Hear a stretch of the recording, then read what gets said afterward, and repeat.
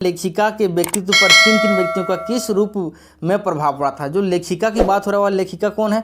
लेखिका है मुन्ना भंडारी। क्या है? मुन्ना भंडारी। ठीक है, उनके द्वारा लिखा गया है एक कहानी यह भी, एक कहानी यह भी। इसका सभी देखिए जितने भी सारे पाठ हैं और पाठ का जितने भी सारे लेखक हैं वो लेखक का भी हम एक वीडियो अलग बना करके अपलोड कर दिए, वहाँ पर जाके आप देख सकते हैं। देखिए जैसे कैसे याद रखना है, मुन्ना भंडारी, भाष्य क्या है? भंडारी। तो एक कहानी यह भी, लास्ट में भी है तो उसी से हम लोग रिलेट किए थे।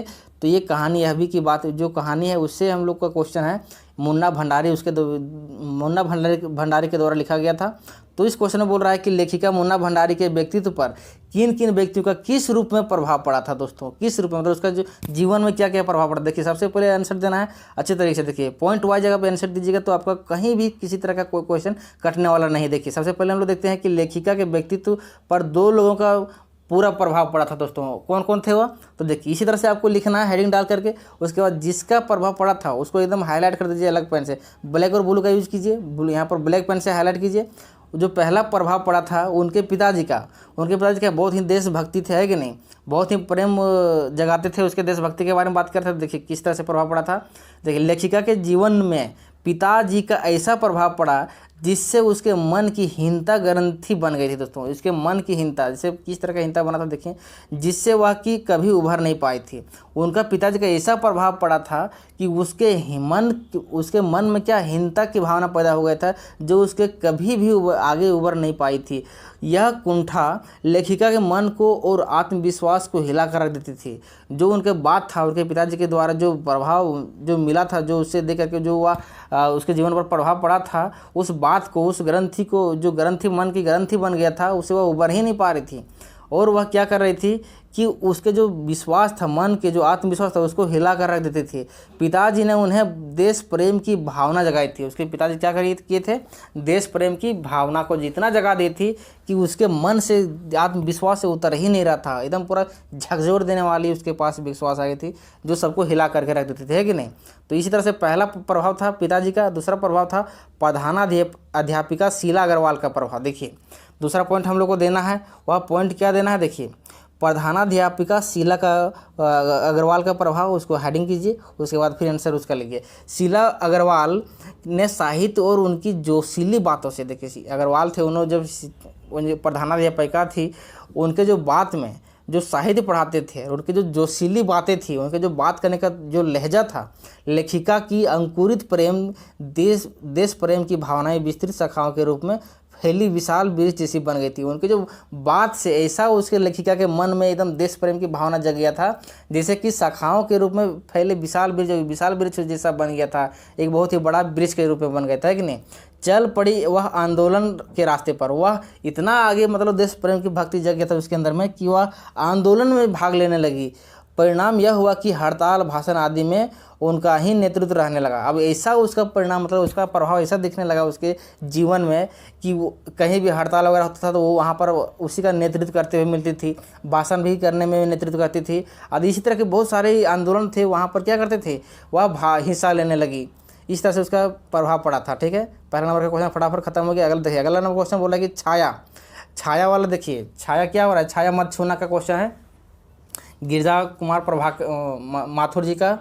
देखिए अगला नंबर क्वेश्चन यहाँ पर देखिए ध्यान से, बोल रहा है यहाँ पर कि छाया शब्द यहाँ किस संदर्भ में प्रयुक्त हुआ है? छाया का प्रयोग जो हुआ है वो इस कहानी में किस रूप में हुआ है? कवि ने इसे छूने के लिए मना क्यों किया है? दोस्तों कवि इसको टच करने के लिए क्यों नहीं बोल रहे हैं छाया को? देखिए इसका आंसर एकदम मधुर तरीके से, एकदम सुंदर तरीके से दीजिएगा। देखिए उत्तर इसको दीजिएगा कि कवि ने छाया शब्द का प्रयोग जीवन के उन सुखद क्षणों के लिए किया है। मतलब जो छाया है वो अपने जीवन के लिए उन जो बहुत ही आरामदायक क्षण की बात कर रहा है, वो जीवन के लिए किया है जो अतीत बन चुके हैं। जीवन में सुखद क्षणों की स्मृतियाँ मनुष्य को दिग्भ्रमित कर देती है। जैसे जीवन में सुखद क्षण, जैसे हम अभी जी रहे हैं, तो उस टाइम जो सुखद हम लोग को मिलता है, जो क्षण होता है, वो जो स्मृतियाँ बात कर रहा है, मनुष्य को दिग्भ्रम करती है। मतलब कुछ ही समय के लिए उसको सुख सुविधा मिलता है, उसके बाद मतलब भ्रम पैदा करने वाला बात इसमें कवि बोल रहा है। अगला पॉइंट बोल रहा है यहाँ पर कि कवि ने प्रेरित किया है कि जितना अतीत सुखद क्षणों को याद करेंगे उतना ही वर्तमान की विषमताएं अधिक प्रभावी होती जाएगी। बोले कि अब जितना आप अपने पास्ट को याद करेंगे, उसके सुखद जीवन को याद करेंगे, उतना ही वर्तमान की जो विषमताएं, जो भी आपके सामने जो भी आएंगे समस्या अधिक प्रभावी होती जाएगी, मतलब अधिक ज़्यादा और बर्डन होते जाएगी, ठीक है। जीवन बोझिल होता जाएगा, मतलब आप भविष्य जैसे कल हमको ठीक नहीं, मतलब आप भूतकाल को जो बीत गया उसका याद कर करके आप वर्तमान खराब कर रहे हैं, कवि ये कहना चाह रहा है।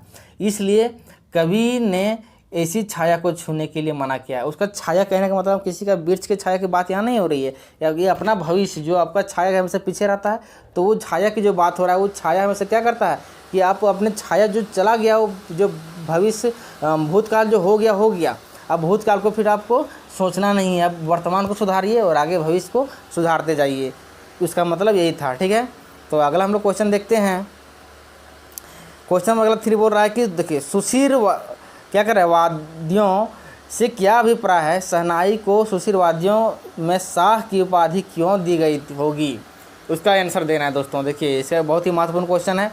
बल्कि वेदिका इतिहास में शहनाई का उल्लेख नहीं मिलता है। जो भी वैदिक काल में बात हो रहा है कि उस इतिहास काल में शहनाई का कोई उल्लेख नहीं मिलता है। इसे संगीत शास्त्रों के अंतर्गत सुशीर वाद्यों में गिना जाता है। इसको संगीत शास्त्र के अंतर्गत क्या करता है, एक सुशीर वाद्य होता है, उसके अंतर्गत गिना जाता है। सुशीर वाद्य अर्थात फेंक कर बजाए जाने वाले वाद्य। अब फेंक करके जो बजाते हैं उसकी बात हो रहा है, वो क्या करता है, सुशीर वाद्यों में गिना जाता है। ऐसे वाद्य जिनमें नाड़ी होती है, जिनमें क्या होती है, नाड़ी होती है, जैसे मनुष्य की एक नाड़ी होता है ना, उस तरह से उन्हें अरब में नए बोलते हैं, अरब देशों में क्या बोलते हैं, नए बोलते हैं, ठीक है। अब आगे पॉइंट लिखना है, जबकि सोहनए तो फिर शहनाई को क्या करते हैं, शहनाई को सुशीर वाद्यों की शाह की उपाधि दी गई। देखिए जबकि सोहनए उसी को नाम लिखा, उसी का नाम है शहनाई, उसको क्या सुशीर वाद्यों की में शाह की उपाधि दिया गया था दोस्तों। इस तरह से उसका आंसर देना है। अब अगला नंबर क्वेश्चन यहाँ पर हो गया, बोल रहा है यहाँ पर कि लेखक ने फादर बुल्के को मानवीय करुणा की दिव्य चमक क्यों कहा है दोस्तों, इसका बात है कि तो इसका आंसर देना है। देखिए जो फादर बुल्के थे उसको मानवीय करुणा का दिव्य चमक क्यों कहा गया, ऐसा क्या कारण है, उसका आंसर बहुत ही मधुर तरीके से, बहुत अच्छी तरह सुंदर तरीके से दीजिएगा दोस्तों। फादर मानवीय गुणों से मतलब लबालब थे। फादर जो थे वह मानवीय गुण से क्या थे, बहुत ही लबालब थे, जिनमें मानव के प्रति कल्याण की भावना थी। लबालब कहने का मतलब मानवीय गुण उसके पास बहुत ही भरा पड़ा था, जिनमें मानव के प्रति जहाँ पर मानव की बात होती थी वहाँ पर वह हमेशा आगे रहते थे, कल्याण की बात करते थे। अपना तो वो अपने आप मतलब किसी को भी अपना रूप में मानते थे, अपना तो मानते थे। ममत्व, करुणा, प्रेम, वात्सल्य तथा सहृदयता भी थी उसके अंदर, इतने सारे थे। अपना किसी भी अपनापन के रूप में व्यवहार रखते थे और सभी के प्रति करुणामयी रखते थे, प्रेम रखते थे, और वात्सल्य और सहृदयता मतलब हृदय से भी क्या साफ सुथरा थे। वे सहृदय इतने थे कि एक बार समीप आकर सदैव समीप बने रहते थे। बोला कि एक बार वह अपने समीप भी आकर क्या करते, हमेशा सामने ही रूप में, जैसे ना रह कर भी क्या वह सामने के रूप में रहते थे, ऐसा व्यवहार करते थे। अगला पॉइंट बोला कि वर्षा में बादलों की गड़गड़ाहट, वर्षा जब होती थी उसमें बादलों की जो गड़गड़ाहट या बिजली की जो चमक होती थी, गर्मी के तपन या सर्दी की में सिकुड़न जिन्हें परिजन से मिलने से नहीं रोक पाती थी। अब बोला कि जो उसकी जो गड़गड़ा बादल कहे ना, बादल गरज रहा है, बिजली चमक रहा है, गर्मी की तपाती गर्मी है, अब तो सर्दी का कहें कितना सर्दी है, लेकिन अपने जो प्रियजन है, जो अपने से लोग जो जिसे वह चाहते थे उससे मिलने के लिए नहीं रुक पाती थी। कौन, इतने सारी बिजली चमके या कुछ भी बादल गरजे, कुछ भी हो जाए, लेकिन वो अपने चाहता से मिल करके ही रहते थे। इसी प्रकार परिजनों के संकट के समय ऐसी सांत्वना देते थे, जैसे कोई परिजन संकट हो गया तो उस टाइम क्या सांत्वना देते थे कि थोड़ा सा धैर्य रखिए, है कि नहीं, कि वे अपने सुख दुख को भूल जाते थे। यही कारण था कि लेखक ने उन्हें मानवीय करुणा की दिव्य चमक कहा था दोस्तों। यही कारण था कि वह किसी को भी अपने से दूर नहीं रखना चाहते थे, अपने से सामने रखते थे, और उसके बात बोली जैसे व्यवहार वगैरह में भी सब कुछ ठीक ठाक था, ठीक है। जैसे इस तरह का जब उसके अंदर देखा गया था तो उसी के लिए कवि ने उन्हें, लेखक ने उन्हें क्या कहा था, मानवीय करुणा का दिव्य चमक कहा था दोस्तों।